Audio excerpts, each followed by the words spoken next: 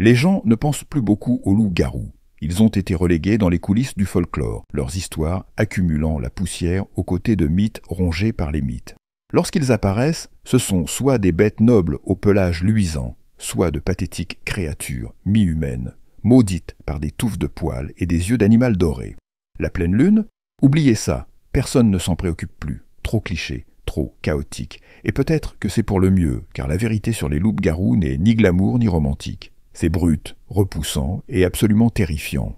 À l'époque, je séjournais chez des parents éloignés, ceux avec qui vous êtes obligés de sourire parce que vos parents l'imposent. Ils étaient assez sympathiques, mais sans plus, jusqu'à ce qu'un soir, la plupart d'entre eux partent pour un dîner. À en juger par les murmures et les regards en coin, j'ai compris que ce n'était pas un événement destiné à quelqu'un comme moi. Trop d'alcool, trop de secrets. J'étais laissé derrière dans la vieille maison, pas complètement seul cependant. Mon gardien pour la soirée était l'arrière-grand-oncle Roman. Roman ne prononça pas un mot durant toute la visite. Il n'était pas exactement antipathique, mais il y avait une tension en lui, comme un ressort tendu caché derrière des hochements de tête polis et des sourires de fragiles. Ses yeux semblaient toujours effleurer la frontière de la fureur, même lorsqu'il riait. Et quand il riait, il y avait quelque chose de prédateur dans son rire, un tranchant qui donnait l'impression d'un avertissement. Si mon séjour avec lui s'était arrêté là, j'aurais probablement conclu qu'il était l'une de ces énigmes familiales, le genre de squelette que l'on garde bien enfoui dans le placard. Roman était vieux, certes, mais il portait encore la stature d'un homme que vous n'auriez pas envie de croiser. Sa peau brune était marquée de rides profondes et rugueuses, ses mains massives et ses cheveux gris, filandreux, couvrant aussi bien sa tête que ses bras, semblent être emplis d'une énergie indomptée. Même les garçons les plus effrontés n'auraient pas osé l'importuner. Dès que le reste de la famille partit, Roman se retira dans sa chambre au fond de la maison. Il verrouilla la porte derrière lui, et j'étais reconnaissante pour ce silence. J'avais jeté un coup d'œil dans cette pièce plus tôt dans la semaine, par simple curiosité. Tout ce que j'y avais vu était une chaise métallique poussée dans un coin. Pas de lit, pas de confort, juste une chaise. La dureté de l'endroit m'avait perturbé, mais je l'avais balayé d'un geste, supposant qu'il dormait ailleurs. Avant de s'enfermer, Roman m'avait donné la permission d'utiliser la télévision et tout ce dont j'avais besoin, à condition de ne pas le déranger. Ça me convenait parfaitement. En fait, je l'accueillais avec soulagement. La soirée s'étira lentement. Il n'y avait pas grand-chose à la télévision, juste des rediffusions de séries policières et des émissions bon marché sur des enquêtes paranormales. Je les laissais tourner en arrière-plan, comme bruit blanc. Une émission attira néanmoins mon attention, surtout à cause de son absurdité. Les animateurs se précipitaient à travers une forêt, leurs caméras à vision nocturne captant des éclats de yeux rouges et des ombres étranges. Un monstre local, prétendait-il, une créature assoiffée de sang défiant toute logique. C'était risible, bien sûr. Mais quelque chose dans la façon dont la caméra vacillait, ne captant que des aperçus furtifs de mouvements, me fit frissonner d'un froid glacé. Je jetai un coup d'œil à la fenêtre, et l'obscurité au-delà me fixait, infinie et implacable. La pleine lune était là quelque part, mais elle n'aurait pas eu plus d'importance. Tout était englouti dans le noir. Plus je regardais, plus la sensation s'intensifiait. Une peur primaire, celle qui hérisse la nuque et fige le sang. Mon esprit murmurait des pensées terribles, qu'une forme pourrait bien passer rapidement devant la vitre, ou pire encore, presser son visage contre elle, me fixant. La fenêtre n'avait même pas de rideau. Je m'en voulais de l'avoir remarqué, car maintenant, je ne pouvais plus m'empêcher de regarder. J'essayais de me distraire, changeant de chaîne, la télévision clignotant et bourdonnant faiblement dans le silence. Mais mes yeux revenaient sans cesse à cette fenêtre, attendant, redoutant, de voir quelque chose de l'autre côté. Et puis, je le vis. Une peau pâle, tendue, sur un cadre maigre et angulaire. Des mains et des pieds au griffus, des doigts longs écartés. Il était accroupi, son ventre pressé contre la vitre. Je me figeais, lui aussi. C'était une grenouille, juste une stupide, visqueuse, nocturne grenouille. Elle se collait à la fenêtre, coassant rythmiquement en glissant et rampant le long du verre. Je ris nerveusement, essayant de chasser l'attention dans ma poitrine. Dehors, le léger babillage d'autres grenouilles portait à travers la nuit. Leurs appels étranges et gutturaux se mélangeaient, et pendant un instant, je pensais qu'une d'entre elles était peut-être entrée dans la maison.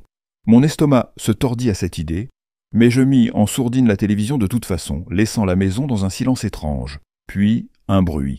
Un grincement lent et rythmé venant de la chambre de l'arrière-grand-oncle Roman. Il correspondait au coassement de la grenouille, avant et arrière. Un léger balancement, comme une vieille chaise à bascule. Mon instinct me disait de rester en place, de vaquer à mes affaires, mais mes pieds bougèrent avant que je ne puisse les arrêter. Je me levai et me glissai silencieusement dans le couloir, mes chaussettes amortissant mes pas sur le vieux tapis. À mesure que je me rapprochais de la porte verrouillée, j'entendis une respiration, profonde et lente, traînante, comme quelque chose de lourd et humide qui se frayait un chemin dans l'air. Elle vibrait légèrement comme si elle devait lutter pour s'échapper d'une gorge serrée. Mon pouls s'accéléra. Je me disais que c'était Roman. Il devait être Roman, mais ça ne ressemblait pas à lui. Le grincement s'arrêta, un silence mortel. Mon cœur battait si fort que je le sentais dans mes oreilles, me tendant pour saisir le moindre autre bruit. Puis, rompant le silence, un bruit, une voix. D'abord, c'était juste un sifflement, un bruit aigre, humide, haletant, comme de l'air forcé à travers des dents serrées. Mais le sifflement devint plus clair, se précisant, se raffinant, jusqu'à ce qu'il devienne quelque chose de plus délibéré. Chut, chut, chut. Il s'entraînait. Et puis, il prononça mon nom. « Sean !» murmura-t-il, le mot suintant comme du sirop. « Ouvre la porte pour nous, mon pote. » C'était la voix de Roman, ou presque. Mais quelque chose n'allait pas. Ça semblait déformé, comme si cela avait été mâché puis recraché, rauque, humide et tremblant de cette faim à peine retenue. Mon sang se glaça. Je baissai les yeux et vis une petite clé posée sur le tapis.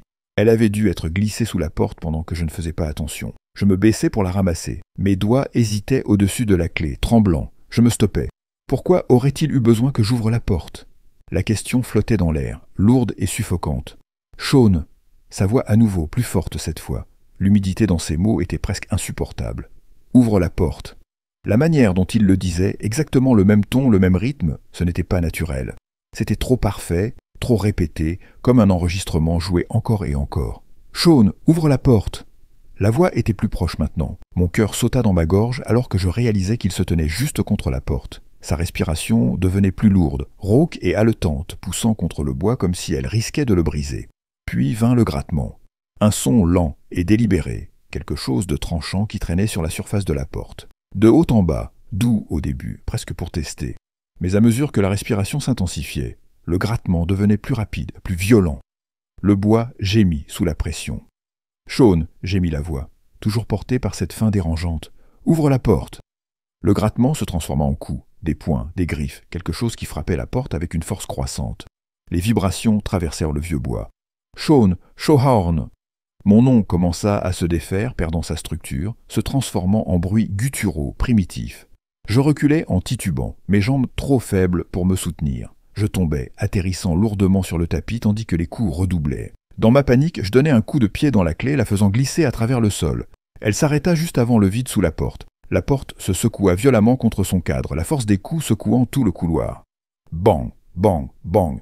Le bruit était implacable. La respiration suivait mon pied, se pressant contre l'espace. Je pouvais la sentir, chaude, humide, trop proche, se précipitant sur ma peau alors que je m'efforçais de récupérer la clé avec mes orteils. Et puis, tout s'arrêta.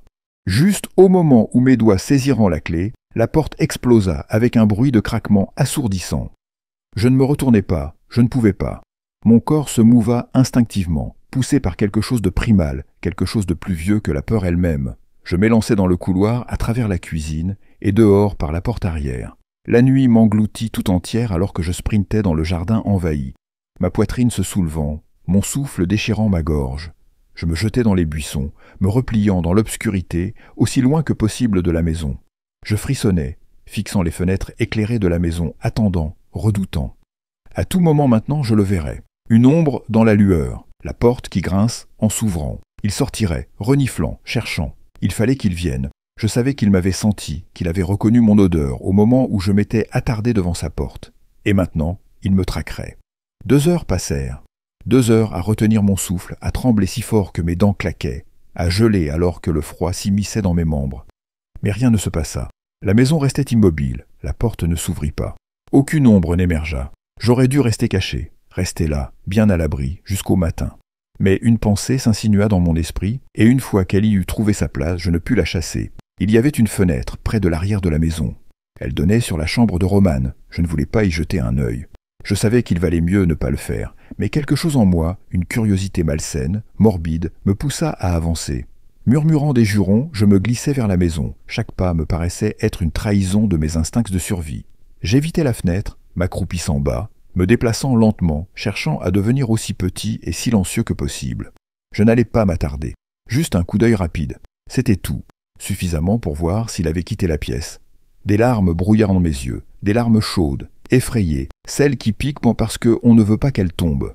La lueur jaune de la fenêtre s'approchait, éclairant les ombres autour de moi. Je me figeais, mon cœur battant à tout rompre dans ma poitrine. Cela me rappela cette vieille exposition au musée que j'avais visitée quand j'étais enfant. Il y avait ces mannequins étranges, habillés comme des condamnés, posés dans des cellules faiblement éclairées. L'exposition était censée vous donner l'impression de regarder un passé sombre, mais elle m'avait toujours dérangé. Je détestais ce moment avant de regarder. Cette anticipation de voir quelque chose qui n'était pas tout à fait humain me fixait. Et pourtant, me voilà, figé devant la fenêtre de Romane, recréant ce même moment effrayant. Lentement, hésitant, je tournais la tête et laissais un œil se poser sur le verre. Un seul œil, un seul regard. Je regrette de l'avoir fait. Des chaînes. Elles étaient fixées au mur, croisant la porte, là maintenant bien verrouillée. La porte elle-même était légèrement entr'ouverte, juste assez pour montrer comment les chaînes l'avaient enstoppée. Et sur le sol, en boule, comme une poupée abandonnée, une silhouette. Elle portait les vêtements de mon oncle. La chose ne bougeait pas. Sa poitrine se soulevait et s'abaissait au rythme léger de l'épuisement, un prédateur reposant après la chasse. Mon estomac se tordit. Mes membres se firent lourds, engourdis. Ce n'était pas seulement qu'elle semblait effondrée, elle semblait complètement vidée, comme si l'effort d'être lavée drainait. Contre les avertissements de mes parents et mon meilleur jugement, je restais éveillé jusqu'à leur retour. Je ne dis rien, cependant, pas un mot, mais mon arrière-grand-oncle Romane croisa mon regard plus d'une fois avant notre départ. Son regard était le même qu'il avait toujours eu, en surface, amical, mais sous celui-ci, quelque chose de replié et de féroce. Pour la première fois, je compris ce que ce regard signifiait. L'arrière-grand-oncle Romane n'était pas devenu la chose dans la pièce. La chose dans la pièce était devenue lui. Histoire 2. Je ne devrais pas écrire cela. Dieu sait qu'ils viendront pour moi dès que ce texte sera publié. Ils viennent toujours, mais quelqu'un doit savoir. Même si ce n'est qu'une seule personne, même si je dois en payer le prix de façon que je préfère ne pas imaginer. La vérité compte plus que ma peau. Tout a commencé quand j'étais un technicien vétérinaire fauché, désespéré de trouver du travail. Les factures s'empilaient, le frigo était aussi vide que mon espoir. Puis je l'ai trouvé, une offre d'emploi qui hurlait trop belle pour être vraie, une somme d'argent ridicule. Aucune description des tâches, juste un numéro à appeler, et je l'ai fait, parce que quand tu te noies, tu te fiches de l'apparence de la corde, tant qu'elle te tire vers le haut. L'appel m'a mené à un site internet. Un truc étrange, simple, clinique, comme s'il avait été conçu à la hâte par quelqu'un qui ne voulait pas qu'il soit mémorable. Il m'a guidé à travers un processus de candidature, se terminant par un formulaire de sécurité tellement détaillé qu'il demandait les 7 dernières années de ma vie. Chaque adresse, chaque emploi, chaque accroc avec la loi. Ils ont dit que la vérification pourrait prendre des mois, alors j'ai cru que je n'aurais de nouvelles que lorsque je serais vieux et grisonnant. Mais 1 mois plus tard, ils ont appelé. Autorisation secrète intérimaire approuvée. Comme ça, pas d'explication, juste des instructions. Se présenter à une adresse en centre-ville. Aucun nom sur le bâtiment, juste l'adresse. Quand je suis arrivé, on m'a pris en photo. Une carte d'identité est sortie d'une machine avec mon visage et une série de codes qui ne signifiaient rien pour moi. On m'a tendu un dossier avec des instructions pour savoir où aller le lendemain matin. La personne qui me l'a donné n'a rien dit. L'adresse m'a mené à une clôture surmontée de fils barbelés. J'ai passé ma carte et le portail a émis un bourdonnement en s'ouvrant, glissant lentement, de manière délibérée, avec ce genre de bruit qui te fait grincer des dents. Ma voiture a roulé sur 1 kilomètre d'asphalte fissuré jusqu'à atteindre le bâtiment. Si Hollywood voulait une scène parfaite pour un film de prison, ce serait cet endroit. Des fenêtres étroites, des fentes dans le béton. Une porte tellement lourde qu'elle semblait capable d'arrêter un char. Et maintenant que j'y pense, n'était-ce pas le fil barbelé qui inclinait vers l'intérieur? Comme si ce n'était pas pour empêcher les gens de sortir, mais pour garder quelque chose à l'intérieur. Je me suis forcé à sortir de la voiture et à m'approcher de la porte. J'ai swipé ma carte à nouveau, un flash vert, puis un clunk sourd quand le verrou s'est desserré. La porte a résisté, et j'ai dû pousser fort pour la faire bouger. Quand elle s'est refermée derrière moi, j'ai entendu un autre clunk, plus lourd, plus profond, enfermé à l'intérieur. À l'intérieur, il y avait une fenêtre avec un verre tellement épais qu'il déformait le visage du garde derrière. Il me fixait comme s'il me voyait à travers, me jaugeant. « Premier jour, hein ?» demanda-t-il, sa voix métallique à travers un haut-parleur. « Oui », répondis-je, essayant de ne pas paraître aussi nerveux que je l'étais. « Asseyez-vous. Le chef de département viendra vous chercher pour votre briefing. Vous aurez vos réponses à ce moment-là, » dit-il, se laissant aller comme s'il m'avait déjà oublié. « Vous êtes dans l'endroit le plus sûr de toute la structure, ici. Je regardais autour de moi et réalisais que la cabine était blindée, les murs assez épais pour stopper un canon. Sûr, bien sûr. Un homme en blouse apparut quelques minutes plus tard, sa carte d'identité accrochée proprement au col de sa chemise. Ses yeux ne souriant pas, bien que ses lèvres tremblotèrent au coin. « Alors, tu es mon nouveau technicien » demanda-t-il, sa voix sèche. « Oui, monsieur, » répondis-je. « Bien, » répliqua-t-il. « Espérons que tu suives mieux les instructions que le dernier. » Je voulais lui demander ce qu'il était advenu du dernier, mais je choisis de ne pas poser la question. « Monsieur, que ferais-je exactement ici » demandai-je à la place. « Tout en son temps, » dit le docteur Tanner, sa voix calme, mais avec ce petit air de satisfaction dissimulée, comme s'il savourait une blague privée. « D'abord, il faut que tu suives le briefing de sécurité, et laisse-moi être parfaitement clair, ce n'est pas une blague. Regarde bien les fenêtres et les portes autour de toi si tu as besoin d'une preuve. Le gouvernement ne met pas autant d'argent dans un projet comme celui-ci, à moins que ce ne soit absolument nécessaire. Et crois-moi, c'est nécessaire. » Il me jeta un coup d'œil, ses lèvres se courbant en un léger sourire presque cruel. « Tu comprendras bientôt. Quand je te présenterai nos pensionnaires, tout commencera à avoir du sens. Je ne te le dis pas maintenant parce que, honnêtement, j'aime bien voir les réactions des gens la première fois qu'ils voient ce que l'on fait ici. C'est le genre de choses qu'on ne peut pas décrire, ça doit être ressenti. » Il se tourna vers la porte épaisse et s'arrêta. « Mais d'abord, le briefing de sécurité. Suis-moi. » Le docteur Tanner saisit la poignée de la porte puis s'arrêta, son regard perçant se fixant sur moi, comme un prédateur évaluant sa proie. « As-tu des appareils électroniques sur toi ?»« Non, monsieur, » répondis-je rapidement. Les documents de sécurité disaient de laisser tout ce qui contient une mémoire numérique dans la voiture. Il hocha la tête, visiblement satisfait. « Bien, tu prouves déjà que tu sais suivre des instructions. C'est prometteur. » Était-ce un début de sourire? Ou étais-je en train d'imaginer des choses? Il ouvrit la porte et me fit signe de le suivre. Nous traversâmes un couloir faiblement éclairé jusqu'à une porte sur la gauche. Tanner sweepa sa carte d'identité, déverrouillant la porte avec un léger bip suivi d'un clic. Je pénétrai dans ce qui ressemblait à une salle de conférence. L'air y était stérile, cette propreté qui donne la chair de poule. La porte se referma derrière nous avec un bruit sourd, et je me retournai pour jeter un coup d'œil. L'arrière de la porte n'était pas normal, pas du tout. Un levier massif se trouvait au centre, flanqué de lourdes vis en métal. On aurait dit quelque chose qu'on verrait dans un coffre-fort de haute sécurité. Mon estomac se noua. Dans quoi diable m'étais-je engagé? Je pensais que je travaillerais avec des chiens, peut-être des chiens de garde. Mais ça n'avait rien à voir avec la sécurité des chiens, c'était de la confinement. « Bien !» dit le docteur Tanner, ses yeux brillants alors qu'il m'observait. « Tu es observateur, un autre bon point pour toi. » Il se dirigea vers la table, prit un petit enregistreur et appuya sur lecture. Une alarme aiguë et perçante déchira l'air, perçant mes oreilles comme une aiguille glacée. Il la laissa jouer quelques secondes avant de l'éteindre. « Si tu entends ce bruit accompagné de lumière rouge clignotante, dit-il, son ton soudainement grave, tu dois te rendre immédiatement à la salle sécurisée la plus proche, comme celle-ci. Une fois à l'intérieur, utilise ce levier pour verrouiller la porte. » Il le démontra en abaissant le levier avec un clunk mécanique. Cela garantit que rien ne peut franchir la porte. Il s'approcha de la fenêtre et appuya sur un bouton.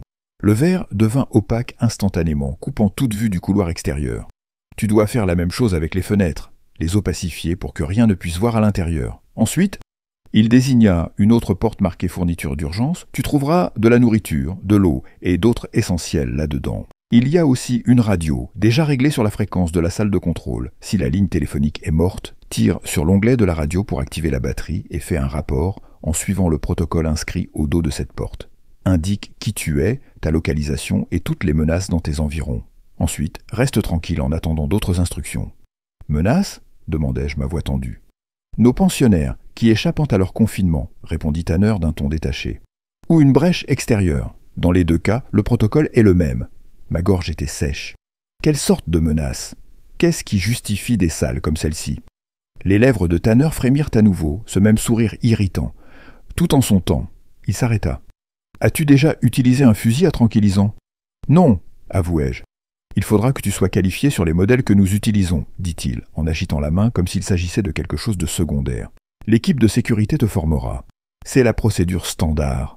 Pourquoi des fusils à tranquillisant ? Demandai-je, la curiosité l'emportant sur mes doutes. Il rit doucement, un son qui ne parvint pas à atteindre ses yeux. Les animaux avec lesquels nous travaillons sont dangereux, endormis avant leur arrivée, mais c'est notre travail de nous assurer qu'ils restent dans cet état jusqu'à ce qu'ils soient renvoyés dans leurs enclos. Si l'un d'entre eux se réveille, Tu ne voudras pas être assez proche pour une injection. C'est là que les fusils à tranquillisants interviennent. Cela avait du sens au moins. Mon esprit s'emballa, tentant d'imaginer à quoi nous serions confrontés. Des grizzlies, des lions, des loups, ça devait être quelque chose de gros, de puissant. Je repensais aux verrous sur les portes, aux fils barbelés à l'extérieur. Quelque chose capable de détruire des mesures de sécurité ordinaires. Bien, dit Tanner, son sourire s'élargissant. Tu comprends vite. Et maintenant, ma partie préférée, montrer au nouveau ce avec quoi nous travaillons. Les fenêtres doivent rester opaques chaque fois que cette salle n'est pas utilisée, dit le docteur Tanner, sa voix plate, mais empreinte d'autorité. Il désigna le bouton à côté du verre épais de la salle d'observation. Ils ne peuvent pas voir à l'intérieur, mais ils savent quand ils sont observés. Cela les perturbe, et crois-moi, il est préférable pour tout le monde qu'ils ne soient pas contrariés. D'un geste délibéré, il appuya sur le bouton et le verre opaque se dissipa, dévoilant instantanément le monde de l'autre côté. C'est à ce moment-là que mon cerveau se court-circuita, bégaya et finit par planter. Mes genoux se bloquèrent, ma respiration se coucha, et pendant un instant, la réalité me parut être un très mauvais rêve. Des loups-garous ? Balbutiai-je, ma voix à peine audible. Non, répondit le docteur Tanner d'un ton détaché, comme s'il corrigeait les devoirs d'un enfant. Pas dans cette installation, en tout cas. Ce sont autre chose, une créature cryptide moins connue appelée Dogmen. Imaginez Bigfoot, mais avec des dents plus acérées. Attends, réussis-je à grogner? Bigfoot est réel? Bien sûr, dit-il d'un ton factuel, comme si je lui avais demandé si l'eau était mouillée, mais pas aussi répandue que les soi-disant observations voudraient vous le faire croire. Je fixais les silhouettes massives qui se déplacèrent dans l'enclos en dessous, à travers la vitre.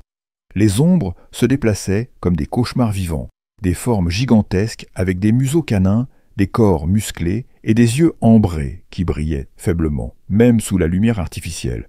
Si ces choses sont réelles, qu'est-ce qu'il y a d'autre là-dehors? Ça, dit-il, sa voix devenant glaciale, dépasse ce que tu as besoin de savoir. Il laissa le silence s'étirer un instant avant que son ton ne se radoucisse. Mais je te prêterai un livre plus tard. Il contient tout ce que nous avons confirmé et étudié. Si tu restes dans ce job, tu auras la chance de travailler avec certaines de ces créatures. Mieux vaut savoir dans quoi tu t'engages. Il se détourna de la fenêtre et le verre se opaqua de nouveau avec un léger bourdonnement. Un avantage qu'ils ne t'ont probablement pas mentionné encore. Si tu restes ici, ils payeront pour tes études. Tu pourrais devenir vétérinaire à part entière, travailler avec certaines des créatures les plus fascinantes de la planète. C'est une occasion rare. Pas mal, comme boulot, dis-je, bien que les mots semblaient si vides, à part le fait que je travaille avec des créatures grandes et dangereuses. Grandes, intelligentes et dangereuses, corrigea-t-il, un sourire sombre effleurant son visage. C'est pourquoi nous avons des règles et des procédures, des sédatifs en réserve, des restreints stricts et des fusils à tranquillisants toujours à portée de main. Suis les protocoles et tu seras en sécurité. Ignore-les et... Il ne termina pas la phrase, se contentant d'appuyer sur le bouton pour rendre de nouveau le verre opaque. Le mur de verre opaque me parut presque un soulagement. Notre prochaine étape nous mena à la salle de conférence, maintenant préparée avec 2 épais classeurs qui attendaient sur la table. Maintenant, la partie ennuyeuse, dit le docteur Tanner en désignant les classeurs. Ce sont les procédures dont je t'ai parlé.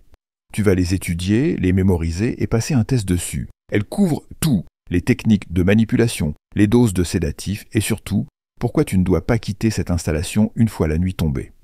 Attends, on ne peut pas partir après la tombée de la nuit. Ma voix trahit une lueur de panique. Il haussa un sourcil presque amusé. Les bois autour de cette installation sont le territoire des Dogmen. La clôture fait un bon travail pour les tenir à l'écart, mais parfois un d'eux s'y introduit. Et ils ne sont pas ravis que certains de leurs congénères soient retenus ici. Le jour, ils sont timides. La nuit, ils sont actifs. Très actifs. Pour ta propre sécurité, une fois que le soleil se couche, tu restes ici. Nous avons des chambres sécurisées pour le personnel de nuit, plein de tenues de travail propres, et une cantine ouverte 24 heures sur 24 avec d'excellents cuisiniers. Crois-moi, les gens capables de faire ce travail sont rares, alors ils prennent soin de nous. Il tapa sur l'un des classeurs. Maintenant, à toi de lire. Tu devras passer ce test avant de pouvoir officiellement commencer. Je viendrai te chercher pour le déjeuner. Je m'installai dans l'une des chaises et ouvris le classeur, l'odeur stérile des pages plastifiées m'envahissant. Les heures passèrent tandis que je digérais ligne après ligne de protocoles, de dosages, de procédures d'urgence. C'était dense, terrifiant et d'une certaine manière fascinant. Lorsque l'heure du déjeuner arriva, le docteur Tanner tint sa promesse, une assiette de bœuf stroganoff qui était étonnamment délicieuse. Je repris même une deuxième portion, c'était presque normal, presque. Après le déjeuner, retour au classeur. Lorsque je réussis le test, mon cerveau semblait en bouillie, mais il n'y avait pas de temps à perdre. Le docteur Tanner m'accompagna à un stand de tir intérieur où l'entraînement commença. Fusil à tranquillisant, 2 modèles. L'équipe de sécurité était minutieuse, chaque tir, chaque mouvement était pratiqué jusqu'à ce que cela devienne instinctif. La réalité de ce à quoi je m'étais engagé s'enfonçait un peu plus profondément avec chaque pression sur la gâchette. Le docteur Tanner examina mes résultats et acquiesça d'un signe de tête. « Excellent. Tu apprends vite, dit-il, son ton presque chaleureux, ce qui était le plus proche de la chaleur que j'ai entendue de lui jusque-là. Nous avons réorganisé certaines tâches pour demain afin que tu puisses nous aider. Pour l'instant, rentre chez toi et repose-toi bien. Je te verrai demain matin à la section vétérinaire. Suis les panneaux, c'est facile à trouver. » Je le remerciai, attrapai mes affaires et partis de l'installation. Mais, en passant devant les bois denses longeant la route, mes yeux balayant les arbres, cherchant tout signe de mouvement, je ne pouvais pas m'en empêcher. La pensée qu'ils étaient là, et que personne aux alentours n'en avait la moindre idée, fit frissonner ma colonne vertébrale. Bien sûr, il y avait des chasseurs de cryptides, mais ils n'étaient que des poursuivants d'ombre. J'avais vu la véritable chose. Une meute d'entre eux. Inutile de dire que le sommeil ne vint pas facilement cette nuit-là. Mon esprit tournait, bouillonnait de questions, de possibilités, de peurs. Si les dogmen étaient réels, qu'est-ce qui se cachait d'autre dans les ombres, rejetés comme mythes ou canulars?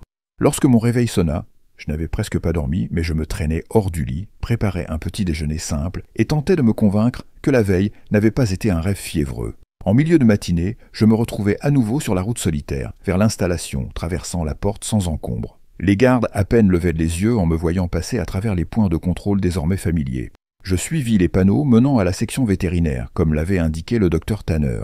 Le trajet était simple, et bientôt je me tenais devant 3 entrées, chacune semblable à une sas. Elles étaient suffisamment longues pour une civière, et leur fonction était immédiatement évidente, confinement. Si vous travaillez avec des créatures dangereuses, vous voudriez au moins une porte scellée entre elles et le reste de l'installation. Je passais à travers les portes de sas, une à une, chaque porte se fermant derrière moi avec un sifflement. Lorsque je pénétrais enfin à l'intérieur, je me retrouvais dans ce qui ressemblait à une clinique vétérinaire standard, si ce n'est qu'elle était bien mieux équipée et qu'elle dégageait une atmosphère stérile, presque militaire. Assis sur un tabouret, feuilletant tranquillement un magazine, se trouvait un homme d'une 40aine d'années. Il leva les yeux, puis sourit. « Hé, tu dois être le nouveau, moi, c'est Mike. » Je me présentai et il me scruta rapidement du regard. « Alors ?» me demanda-t-il en s'appuyant contre le comptoir. « Première grosse journée. Excité ou terrifié ?»« Un peu des deux, avouai-je. »« Détends-toi, dit-il en riant. Quand ils arrivent jusqu'à nous, ils ont reçu assez de drogue pour endormir un éléphant. On fait notre boulot, on prend des échantillons, on fait les tests habituels, et les gardes les ramènent d'où ils viennent. C'est facile et bien payé. On n'est jamais vraiment en danger. » Je fronce les sourcils, repensant à la longue liste de procédures dans les classeurs. Et toutes ces procédures. Mike balaya la question d'un geste de la main. Il y a ce qui est écrit sur le papier, et puis il y a ce qui fonctionne réellement. Si on suivait la liste de contrôle pour chaque dogman qui passe par ici, on y serait 2 fois plus longtemps. 2 fois plus longtemps, ça veut dire 2 fois plus de chances qu'un truc se réveille. Fais-moi confiance, le système simplifié que j'ai mis en place est plus sûr, plus rapide et tout simplement meilleur. Je ne savais pas quoi dire. Mike semblait avoir de l'expérience, et si son système fonctionnait, qui étais-je pour contester? Pourtant, quelque chose dans sa façon de balayer les règles me taraudait. Mais je me tus. Peu de temps après, le premier patient de la journée arriva. Mes nerfs frémirent, tandis que l'équipe de sécurité faisait rouler un brancard dans la pièce. Attachée dessus se trouvait une dogman femelle. Elle était lourdement entravée, ses bras et ses jambes maintenus, sa gueule muselée. Même inconsciente, sa présence était écrasante, sa taille immense, la puissance brute enroulée sous sa fourrure épaisse. Les gardes manœuvrèrent le brancard au centre de la pièce, puis sortirent, sans un mot, scellant la porte derrière eux. Le sas cliqueta de manière inquiétante. « C'est à toi » dit Mike en me faisant signe de commencer. Avalant difficilement, je m'avançai. Je suivis les étapes de base, comme on me l'avait appris. Vérifier le rythme cardiaque, surveiller la respiration, diriger une lumière dans ses yeux ambrés pour m'assurer qu'elle était bien dans les vapes. Ces signes vitaux correspondaient aux chiffres que j'avais mémorisés. Mike m'observa attentivement, corrigeant l'emplacement de mon stéthoscope d'un petit ajustement avant de passer à la prise de sang dès que j'eus terminé. Ses mains étaient antifermes, expertes, comme si cela faisait 1000 fois qu'il le faisait. Dès que le flacon fut plein, il appela les gardes pour emmener la créature pendant qu'il étiquetait l'échantillon d'un coup de pinceau rapide et précis. « Moins elle reste ici, mieux c'est », dit-il sans lever les yeux. « Étiquette tes échantillons et remplis la paperasse après qu'il l'ait emporté. Pas besoin de garder un animal dangereux allongé ici pendant que tu remplis des formulaires. »« Et l'extra-sédatif qu'on est censé avoir prêt ?» demandai-je, me souvenant de la procédure. Mike haussa les épaules, désignant les fusils à tranquillisant posés sur le comptoir. « Ils sont juste là. Si quelque chose tourne mal, c'est bien plus sûr de se retirer et de leur en envoyer une autre dose que de jouer avec des seringues à portée de main. » Je ne pouvais pas contester sa logique. Ça avait du sens, en théorie du moins.